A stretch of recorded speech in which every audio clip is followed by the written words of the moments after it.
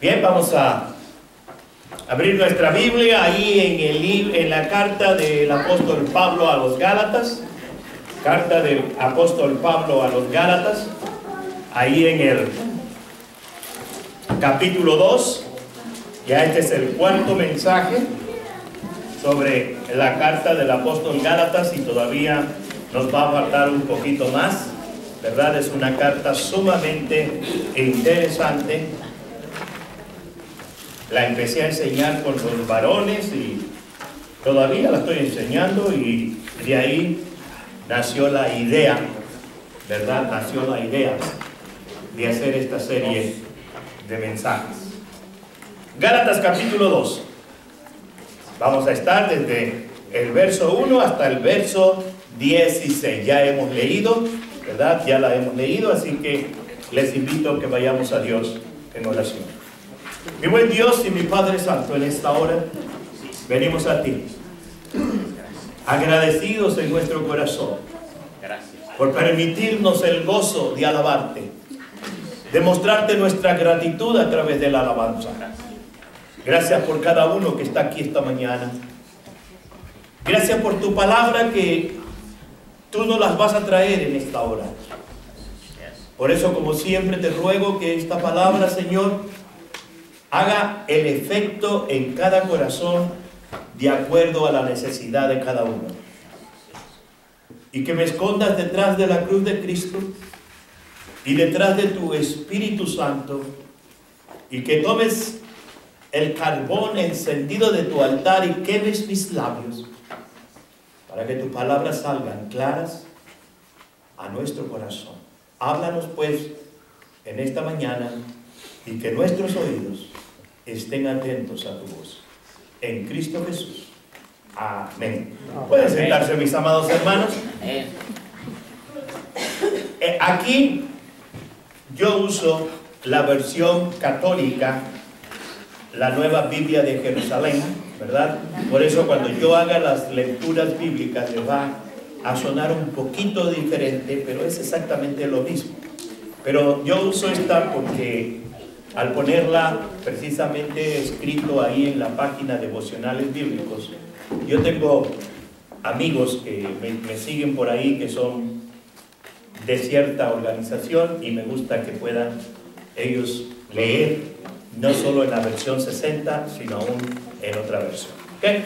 Así que vamos a hablar a seguir hablando de la maravillosa gracia y libertad, que es el número 4, y hoy vamos a hablar acerca de tres cosas interesantes.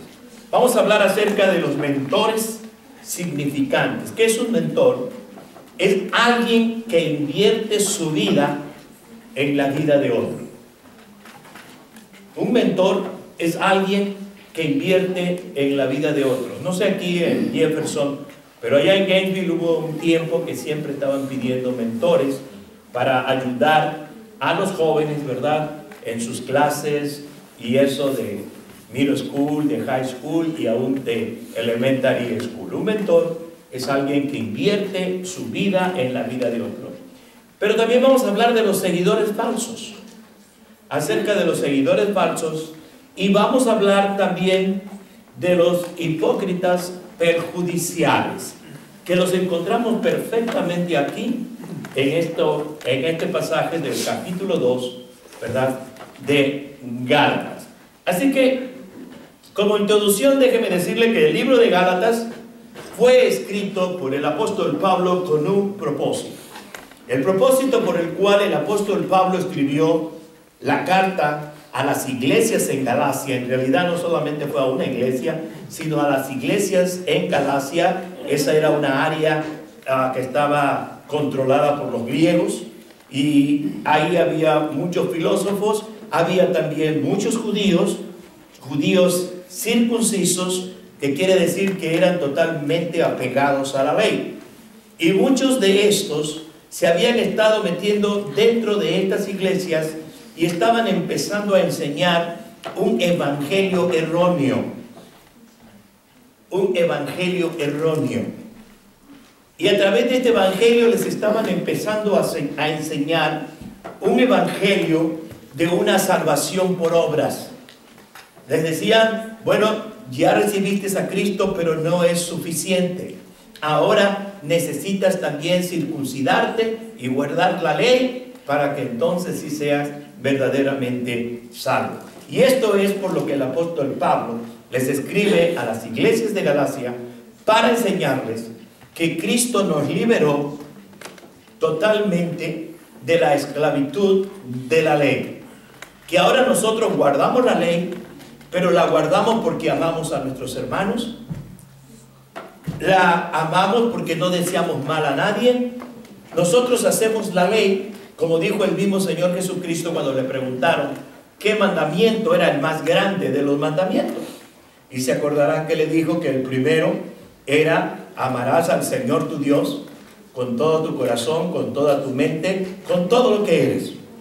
Y dijo, y el segundo es semejante a este: amarás a tu prójimo como a ti mismo. Y digo, en estos dos mandamientos se cumple toda la ley y los profetas. Porque si tú amas a tu semejante, no vas a tratar de engañarlo teniendo relación con su esposa. Si tú amas a tu semejante, no andarás hablando chismes contra él. Por eso Jesús dijo que ahí es donde se cumple toda la ley y los profetas, en cuanto a la manera como nos amamos unos a otros. Así que en el capítulo 1 vimos a Pablo presentándose. Vimos a Pablo cómo se presentaba como un apóstol que había sido nombrado no por hombre, sino por Jesucristo y por Dios que lo había enviado. ¿Se acordarán que vimos todo eso? Vemos al apóstol Pablo hablando acerca de la seguridad que él tenía de ser un auténtico apóstol de Jesucristo. No como los que se llaman hoy apóstolos. Ahí ustedes van a ver que ciertas organizaciones, sus pastores o predicadores se les llama apóstoles o apóstolas y qué sé yo. Para ser un apóstol de Jesucristo, tiene primeramente, son estas reglas, y usted las encuentra en Hechos capítulo 1 y capítulo 2, cuando los apóstoles van a nombrar al sustituto de Judas. Y dicen esto: la persona que sea un apóstol tiene que haber vivido con Cristo, andado con Cristo, tuvo que ver al Cristo crucificado y tuvo que ver al Cristo resucitado. Ninguno hoy ha caminado con Cristo. Es verdad que caminamos con Él porque vive con nosotros y caminamos en el Espíritu, pero haber caminado con Él físicamente, haber estado presente cuando fue aprendido y haber estado presente cuando fue crucificado en la cruz y haber visto al Cristo resucitado. Pablo no vio todo esto, pero Pablo vio al Cristo resucitado allá en el desierto de Damasco, cuando iba todo furioso para agarrar presos a todos los seguidores del camino que hubiere en aquella región. Y ahí Pablo tuvo su encuentro con Cristo, vio a Cristo, habló con Él y Él le habló a él. Por eso Pablo tenía la plena seguridad de que él verdaderamente es un apóstol. ¿Cuál es la idea que queremos desarrollar hoy en este mensaje? Bueno, que en cada iglesia, óigame bien esto, que en cada iglesia usted encontrará lo bueno, lo malo y lo feo. Encontrará mentores significativos, lo bueno. También encontrará falsos seguidores, lo malo. Y también encontrará a aquellos hipócritas que perjudican, que es lo feo. Una pregunta sería: ¿cuál de estos es usted en esta iglesia? ¿Es un mentor? ¿Alguien que invierte vida en otra persona para enseñarle el camino de Jesús y ayudarlo a crecer espiritualmente cada día más y más? Bien, vamos a hablar acerca de los mentores significativos. Y ahí en Gálatas, en el versículo 1, Gálatas versículo 1 al 3, nos detalla a estos mentores significativos, a estas personas especiales que toman tiempo de su vida para poder enseñar a otros. Y dice así: luego, al cabo de 14 años, recuerden que Pablo está hablando acerca de su experiencia con Jesús, ¿verdad? Cómo estuvo 3 años en el desierto, cómo después tuvo encuentro con algunos cristianos, y algunos cristianos pues ni lo querían ver, le tenían miedo. Entonces dice: luego, al cabo de 14 años, subí nuevamente a Jerusalén con Bernabé. Dice: llevando conmigo también a Tito. Subí movido por una revelación y les expuse a los notables en privado el evangelio que proclamo entre los gentiles, para ver si corría o había corrido en vano. Pues bien, ni siquiera a Tito, que estaba conmigo, o con ser griego, fue obligado a circuncidarse. ¿Por qué dice Pablo esto de Tito?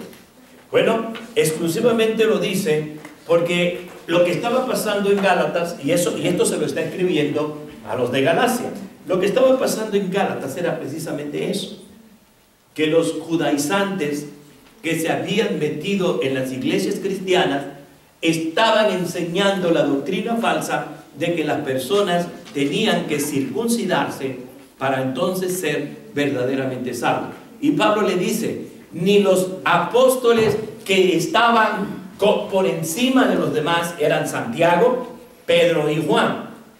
Pedro ni siquiera era el pastor principal de la iglesia en Jerusalén. Ni siquiera era el pastor principal en la iglesia de Jerusalén. El pastor principal en la iglesia de Jerusalén era Santiago, el medio hermano de nuestro Señor Jesucristo, por ser solamente el hijo de María en la carne, y ellos eran hijos de María y José. Entonces, él era realmente el que estaba al frente de la iglesia en Jerusalén, de la iglesia cristiana en Jerusalén. Pablo habla de un personaje, Bernabé. ¿Quién es Bernabé? Usted lo puede encontrar allá en el capítulo 5 a Bernabé, cuando se está hablando acerca de cómo los cristianos eran uno y nadie decía ser dueño de lo suyo, sino que todos estaban dispuestos a compartir las cosas que ellos tenían con los demás. Bernabé se llamaba en realidad José. Bernabé era un apodo que los judíos, y en especial los apóstoles, le habían puesto para identificar quién era Bernabé.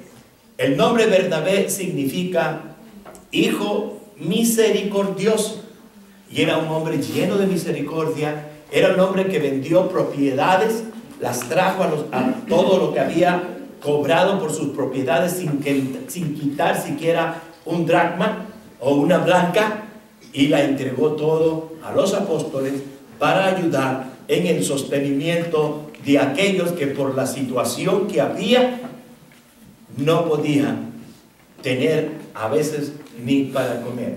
Ese era Bernabé. ¿Por qué Bernabé va con Pablo? Por la simple y sencilla razón de que Pablo en realidad nadie le creía. Nadie le creía. Pensaban que simple y sencillamente Pablo estaba actuando con astucia. ¿Cómo era posible que el perseguidor, el asesino, aunque él nunca mató a nadie, pero él permitía que los mataran? Y como dice un dicho por ahí, tanto peca como al que amarra la vaca como el que le entierra la faca. El cuchillo, pues. Entonces, Pablo, la Biblia nos lo presenta como Saulo, ahí en Hechos de los Apóstoles, en el capítulo 9, que es donde empieza a aparecer Pablo, consintiendo en la muerte del primer mártir cristiano, que fue Esteban. Dice la Biblia que ponían a los pies de él todas las ropas de Esteban, cuando Esteban fue apedreado. Hay quienes piensan que gran parte del impacto de Pablo fue precisamente la muerte de Esteban, cuando Esteban empezó a hablar de cómo veía los cielos abiertos y en el trono sentado al Padre y a su Hijo a un lado. Que eso pudo haber impresionado bastante la vida del apóstol Pablo. Entonces, un mentor, les vuelvo a decir, era alguien como lo fue Bernabé, un hombre dispuesto a dar todo lo más que se podía, ¿verdad?, para poder ayudar a los demás. Así que Bernabé fue la primera persona que confió en que verdaderamente en Pablo Jesucristo había hecho un cambio total. Lo había hecho dar una vuelta de 180 grados. El Pablo perseguidor, ahora el Pablo era un Pablo con celo por Jesucristo, predicando el Evangelio sin importarle las consecuencias que él pudiera sufrir por causa de predicar el Evangelio. Bernabé invirtió tiempo en Pablo. Lo vemos a Bernabé yendo con Pablo a Jerusalén para presentarlo a los apóstoles. Y vemos después a Bernabé llevando a Pablo a Antioquía. Y vemos después a Bernabé yendo con Pablo en su primer viaje misionero. Así como Bernabé invirtió tiempo en Pablo, Pablo invirtió tiempo en ese joven griego para también llevarlo al Evangelio de Jesucristo. Un mentor es alguien que se preocupa por otro. Es alguien que siempre se está preocupando por los demás. Él había ido movido por una visión, una revelación que él había tenido. Entonces, mis amados hermanos, nos damos cuenta lo que es en sí un verdadero mentor. Alguien que ocupa tiempo. Alguien que ocupa tiempo. Y entonces dicen que Bernabé, por todas partes, Bernabé anduvo con Pablo. Recuerden que el primer viaje misionero salieron juntos. En el segundo viaje misionero ya no fueron juntos, porque el plan de Dios era hacer dos grupos. Muchos ven lo negativo, yo veo lo positivo.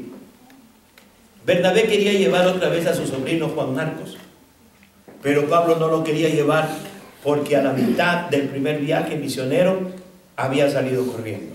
Era un muchacho inexperto y por lo tanto, cuando vio todos los sufrimientos que había que pasar para predicar el Evangelio, se regresó. Y en el segundo viaje misionero es posible que ya Marcos, con más experiencia, estuviera esta vez dispuesto, y Pablo no quiso.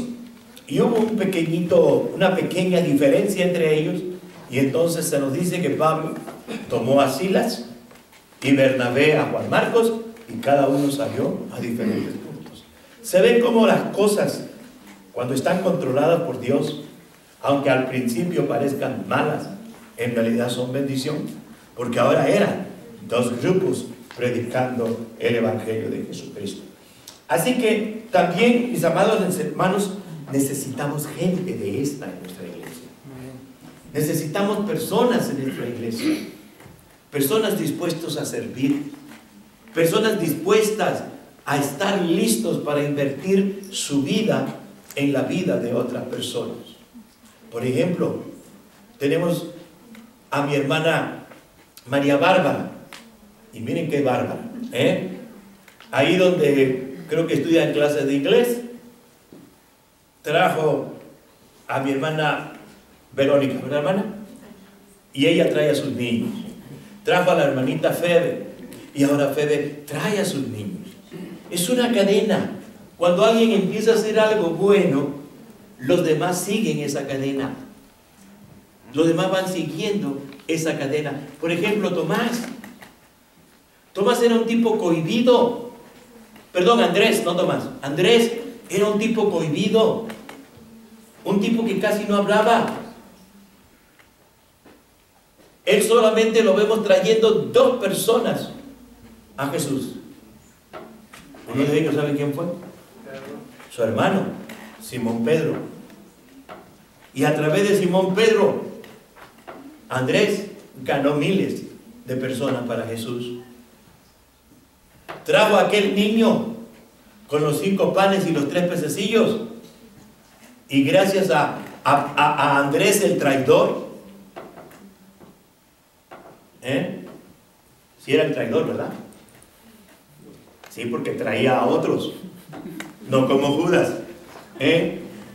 Andrés trajo a aquel niño y gracias a eso sucedió el gran milagro de la alimentación de más de 8,000 personas, aunque la Biblia dice 5,000 hombres, pero agréguele las mujeres, agréguele los niños y verá que la cantidad es muchísimo más grande. Hace mucho tiempo, cuando tuvimos unas reuniones, unas conferencias con el doctor Billy Graham, allá en el Distrito Federal, él llevaba a un ancianito. Y déjeme decirle, hermano, es la primera persona que yo he visto orar con los ojos abiertos. Orar con los ojos abiertos. Este pastor, en todo su ministerio, no había ganado una sola persona. Y era un buen predicador. Hasta que un día, unos jóvenes de la universidad cercana fueron a ese templo donde ese pastor predicaba. Y uno de esos jóvenes pasó recibiendo a Cristo como el Señor y Salvador de su vida. Ese joven se llama Billy Graham. Ese hombre invirtió su vida en esa iglesia y solo pudo alcanzar una persona, pero a través de esa persona millones de personas han sido alcanzadas para Cristo. Ser un mentor nos da la bendición de ver a esas personas en las que invertimos tiempo madurando y creciendo en su experiencia con Jesús. Esa gente es la gente que nuestra iglesia necesita para que cada vez más y más vayamos creciendo. Debemos amar. Nuestra iglesia debe ser siempre una iglesia donde el amor sea primordial. Primero el amor a Dios y a Jesucristo, y después el amor entre los unos y los otros. Debemos aceptarnos el uno al otro sin importar cómo somos. Yo siempre he dicho, ¿qué haría usted si un día de estos usted está sentado ahí y a su lado se sienta un mechudo, sucio, sus ropas desgarradas, viejas, con tatuajes, maloliente? ¿Qué haría usted? ¿Se quedaría ahí y le daría la mano al joven diciéndole qué bueno que estás aquí? ¿O se movería usted? Yo lo he visto en muchas iglesias, especialmente en iglesias americanas. La aceptación significa aceptarnos el uno al otro sin importar la condición, sin importar quién somos, sin importar si somos negros, blancos, amarillos, colorados. El amor verdadero, el amor agape, ese amor que se da sin esperar nada a cambio, debe siempre continuar reinando en esta iglesia. Si una persona viene a esta iglesia y se queda, es porque siente eso. Siente que se le ama, siente que es algo verdaderamente especial. Así que es importante entonces, hermanos, que aprendamos a amarnos y a invertir tiempo. Yo puedo decirles de varios mentores, aunque mi esposa dice que no son mentores, pero para mí sí lo fueron. Mi pastor, Joel Rebus, invirtió tiempo en mí. Y me acuerdo que cuando alguien me invita a comer, como el domingo pasado, me hace recordarme una vez que le dije a mi pastor y a su esposa, terminando el culto me los llevo a comer. Y mi pastor se quedó. Parece ser que la gente lo quería mucho, pero nunca lo habían invitado a comer después del culto. Me lo llevé a un buen restaurante, pasamos un tiempo excelente, ¿verdad? Y después continué, ya no solamente los domingos, sino otros días de la semana. Iba yo a su casa, y iba yo con mi mamá, y nos íbamos los cuatro, él, su esposa, mi mamá y yo, a comer. Qué lindo es, no solamente al pastor, sino que entre ustedes. Un día uno de ustedes le diga a un hermano o a una hermana: hermanito, ¿por qué no nos vamos a mi casa y comemos después del culto? Hermanos, ustedes no se imaginan lo que todo eso significaría para que cada vez más y más personas se acerquen a Jesús. No solamente tienen que hacerlo conmigo. No, es más, déjenme decirles esto. Yo me gozo más cuando se invitan entre ustedes que si me invitaran a mí. Por supuesto que me agrada que me inviten, pero cuando ustedes, mire, como padre, a mí me encantaba y me encanta ver a mis hijos regalándose el uno al otro. Y yo se los decía, aunque a mí no me regalen ni una chocolata, las tapas de las botellas, pero que ustedes se regalen cosas, hagan de cuenta que me las regalaron todas a mí. Como veracruzano hablé, ¿verdad, hermano Pedro? Pero te estás riendo. Regálense ustedes, que regalándose ustedes es como si me regalaran a mí. El pastor Joel Herbuso ha significado mucho, mucho en mi vida. Recuerdo cuando me fui al seminario, se acercó a mí y me dijo: no pienses que vas a un pedacito de cielo. Más bien piensa todo lo contrario, que vas al lugar donde Satanás tiene más demonios trabajando, porque lo menos que quiere es que haya hombres y mujeres preparándose para servirle. Y le doy gracias a Dios por ese consejo, porque hubo una ocasión en el seminario que pasaron ciertas cosas que me dolieron y que les aseguro que estuve a punto de renunciar si no me hubiera acordado de esas palabras. Recuerdo al hermano Hicks. El hermano Hicks, una persona muy especial, fue mi maestro en los últimos 2 años del seminario, porque él era el maestro del Antiguo Testamento. Con él aprendí el poquito de hebreo que conozco. Pero recuerdo el primer día que yo llegué al seminario. Yo estaba triste, yo estaba muy dolido.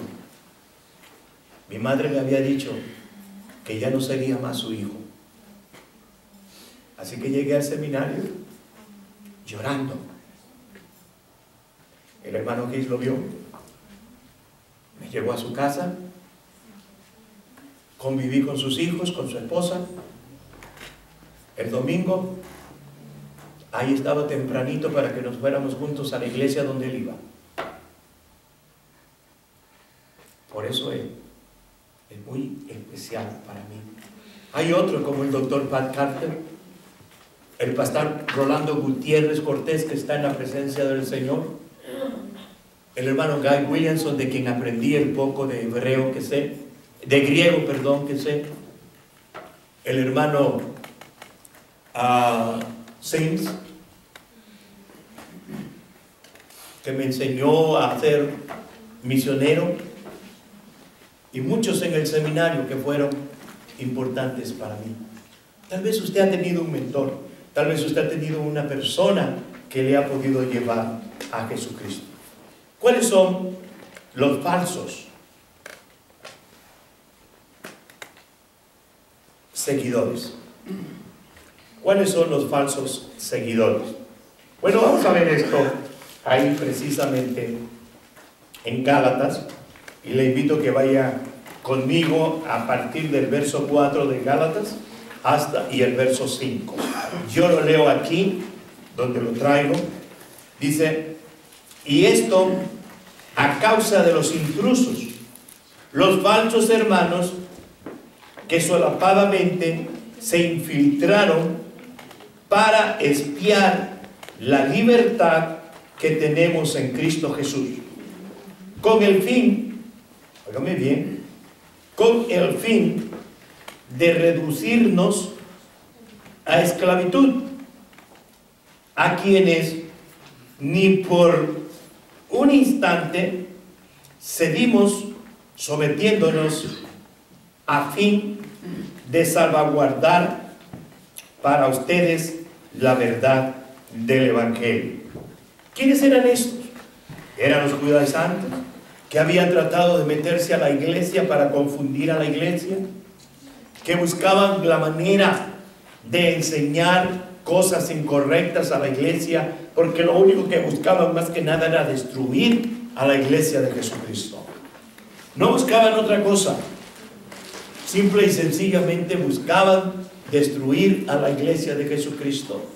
Ellos no enseñaban la verdad del Evangelio, y la verdad del Evangelio es esta: que Jesucristo vino al mundo a través de una virgen, que por 30 años estuvo sujeto a sus padres, que a la edad de 30 años fue bautizado y por 3 años anduvo por diferentes partes predicando el reino de Dios, sanando enfermos y aún resucitando muertos, que a la edad de 33 años aproximadamente fue tomado preso, fue maltratado, fue injuriado y al final fue clavado en una cruz, donde murió con un grito de victoria, diciendo: ya todo está pagado, ya no hay más nada que pagar, que fue sepultado y que al tercer día la tumba no le pudo retener y resucitó y anduvo 40 días hablando con sus discípulos, y con la presencia de más de 500 hermanos testigos regresó al lugar de donde había venido, y que ahora todo el que cree en Él y solo por Él tiene vida eterna y no vendrá a condenación, porque ha pasado de muerte a vida, dice la Biblia. Ese es el mensaje del Evangelio. No hay otro. No hay absolutamente ningún otro mensaje que nos pueda ser dado, y precisamente aquellas personas que se meten tratan de entrar de manera falsa. Jesús contó una historia que nos puede decir algo de esto. Esta historia se encuentra allá en Mateo capítulo 13, 24 al 30, si lo quiere buscar. Recuerda, Mateo es el primer evangelio. Esta historia dice así: otra parábola les propuso diciendo: el reino de los cielos es semejante a un hombre que sembró buena semilla en su campo, pero mientras su gente dormía, vino su enemigo y sembró semilla en su campo. Sembró cizaña entre el trigo. Dice, y se fue. Cuando brotó la hierba y produjo fruto, apareció entonces también la cizaña. Los siervos del amo se acercaron a decirle: Señor, ¿no sembraste semilla buena en tu campo? ¿Cómo es que tienes cizaña? Él le contestó: algún enemigo ha hecho esto. Le dicen los sirvientes: ¿quieres pues que vayamos a recogerla? Jesús les dijo, el amo dijo: dejadla. Dice: dejadla, no sea que al recoger la cizaña arranquen a la vez el trigo. Dejad que ambos crezcan juntos hasta la siega, y al tiempo de la siega diré a los segadores: recojan primero la cizaña y átenla en gavillas para quemarla, y el trigo recójanlo en mi granero. ¿Se fijan? Siempre habrá cizaña, o sea, siempre habrá malos seguidores en la iglesia. Pero no nos toca a nosotros juzgarlos. Ese es el trabajo de Dios. Él es el que sabe quién es realmente un cristiano y quién no lo es. Por eso este hombre dijo: déjenos crecer juntos. A la hora de la siega se descubrirá. En otra palabra, Jesús dijo que cuando llegó el momento, a unos les dijo: apartaos de mí al fuego eterno, y a otros les dijo que entraran al reino de su Padre. Y esto va a pasar. Amén, amén. Esto va a pasar un día, cuando venga el día del juicio. Todos seremos juzgados, pero los cristianos seremos juzgados para vida eterna, y los no cristianos serán juzgados para perdición eterna en un lugar llamado infierno también. Así que, mis amados hermanos, vimos acerca de estos mentores significantes, ¿verdad? Socios de predicadores, personas que nos enseñan grandes cosas. Vimos las diferentes, pero ahora tenemos los hipócritas perjudiciales. Ahí mismo, regresando a Gálatas 2, 11 al 15, y van a ver cuál es el hipócrita. Los hipócritas perjudiciales. Y ahí van a ver ustedes quién es el hipócrita. Entonces dice: mas cuando vino Cefas, o sea Pedro, Cefas a Antioquía, dice: me enfrenté con él cara a cara, porque era censurable, pues antes que llegaran algunos de parte de Santiago, comían en compañía de los gentiles. Pero una vez que aquellos llegaron, empezó a evitarlos y a apartarse de ellos por miedo a los circuncisos. Y los demás judíos, dice, disimularon como él, hasta el punto de que el mismo Bernabé se vio arrastrado a la simulación. Pero en cuanto vi que no procedía rectamente conforme a la verdad del Evangelio, dije a Pedro, o sea Cefas, en presencia de todos: si tú, siendo judío, vives como gentil y no como judío, ¿cómo obligas a los gentiles a vivir como judío? Pedro, el supuesto primer papa de la Iglesia Católica. Hay mucha, pero mucha enseñanza interna en la Biblia que Pedro nunca estuvo en Roma, que Pedro no fue el fundador de la iglesia de Roma, ni Pablo.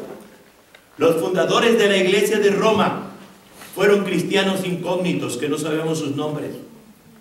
Muchos de aquellos varones que fueron a Jerusalén a celebrar la Pascua y que escucharon el mensaje de Pedro y regresaron a Roma, y posiblemente lo empezaron a compartir con la familia.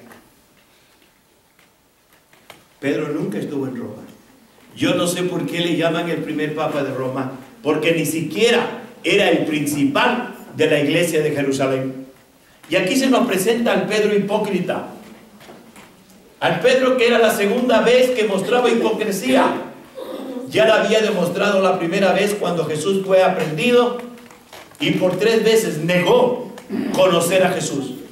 Y la tercera vez, si usted lee Marcos, hasta lo maldijo. Ese era Pedro, pero que después fue restituido por el Señor. El problema de Pedro, hermanos, es que Pedro era súper nacionalista. Y a veces eso pasa en las iglesias, cuando hay personas de diferentes naciones. Somos hispanos, pero somos de diferente nación y somos tan nacionalistas que no podemos aceptar a otro que no sea del país de donde yo soy, aunque hablemos el mismo idioma. Ese era Pedro. Por eso a Pedro se le comisionó predicar el evangelio entre los judíos, entre los de la circuncisión, y a Pablo entre los gentiles, a los incircuncisos. Siempre habrá ese tipo de personas en las iglesias que vienen a la iglesia con hipocresía. Hace mucho tiempo, un amigo mío había invitado a una persona a la iglesia, y esta persona le dijo: sabes, me gustaría ir contigo a la iglesia. He escuchado cosas buenas, pero sabes, ahí hay muchos hipócritas. Y le dice: no hay problema, todavía hay lugar para ti ahí en la iglesia. ¿No es verdad que somos hipócritas? Yo soy un hipócrita. ¿Sabe por qué? Porque yo soy culpable de pecado. Solo que Jesús me declaró no culpable. Pero eso no significa que no soy culpable. Pero eso sí significa que al declararme Jesús no culpable, me ha hecho parte de su reino. Me ha hecho parte de su reino. Muchos llaman hipócritas a unos.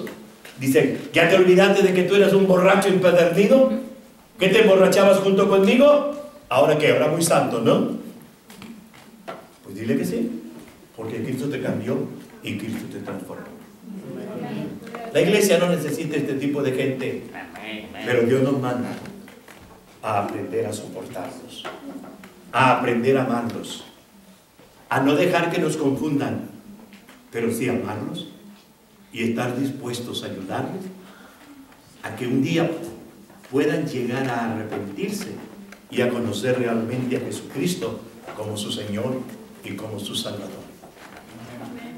Hay tres tipos de gentes en las iglesias. Primero es el hombre natural. Muchas personas que vienen a la iglesia pero que no han hecho una decisión por Cristo. Siguen siendo hombres naturales. Hasta que ellos reciban a Cristo como su Salvador, entonces habrá un cambio en su vida. La segunda son cristianos carnales. Cristianos que todavía, aunque ya recibieron a Cristo como Salvador, todavía no están viviendo una vida cristiana, una vida agradable a Dios. Y el tercero son los cristianos espirituales. Aquellos que buscan, que desean crecer en Cristo cada día más y más. ¿Cuál de estos eres tú? ¿Todavía alguien que no ha recibido a Cristo como Salvador personal? ¿O alguien que todavía no se ha realmente, no ha aceptado a Cristo como Señor? Solo lo aceptaste como Salvador, pero no lo has aceptado como Señor. ¿O eres alguien que va en el camino de la madurez? Eso es lo que buscamos con la escuela dominical. Eso es lo que buscamos con las reuniones de los varones y las reuniones de las mujeres. Estar disciplinando cada vez más y más a la iglesia para poderles ayudar a crecer cada día más y más y más en los pasos del Señor Jesús. Y en esta mañana yo quiero hacer dos invitaciones. La primera es: Cristo ya es tu Salvador. Cristo ya vive en tu corazón.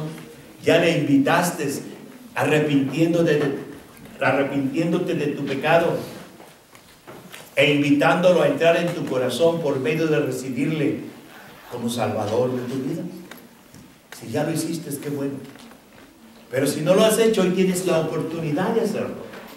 Hoy tienes la oportunidad de decir sin palabras: Jesús, yo soy pecador, yo soy pecadora, me arrepiento de mi pecado. Yo te invito, entra a morar en mi corazón. Te recibo como mi Señor y Salvador personal. En 1966 yo hice esta decisión. Son más de 40 años. Y déjeme decirte, nunca me he arrepentido de haber hecho esta decisión. Tengo 35 años en el ministerio predicando el Evangelio. Empecé a los 30 años. Y aún me sigo gozando predicando el Evangelio, porque hasta ahorita mi Jesús nunca, pero nunca me ha fallado. Nunca me ha fallado. ¿Habrá alguien que quiere decirle a Jesús, entra en mi corazón, me arrepiento de mi pecado? Levanta tu mano ahí donde estás. Levanta tu mano. Si hay alguien en esta mañana, levanta tu mano. Yo no soy de los pastores que insisten hasta aburrir a las personas, no me gusta. Por última vez, si hay alguien en esta mañana que siente en su corazón la necesidad de invitar a Cristo a entrar en tu vida, levanta tu mano. ¿Ya eres salvo? ¿Ya recibiste a Cristo? ¿No le has obedecido en el bautismo? Pronto vamos a tener bautismos. ¿Habrá alguien esta mañana que se va a poner de pie y va a pasar al frente diciendo, pastor, yo ya soy salvo, yo ya soy salva, ha llegado el momento de obedecer a mi Señor, bautizándome? ¿Habrá alguien? Le invito a que pase al frente. Bien, vamos a orar, hermanos. Padre, te agradezco esta mañana, hermoso, en que tú nos has concedido la oportunidad de exponer tu palabra y nos has concedido el privilegio de oírla. Ahora concédenos el privilegio, Señor, de ponerla en acción y de hacer que ella haga en nosotros el propósito por el cual tú le enviaste.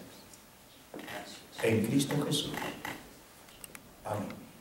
Hermano.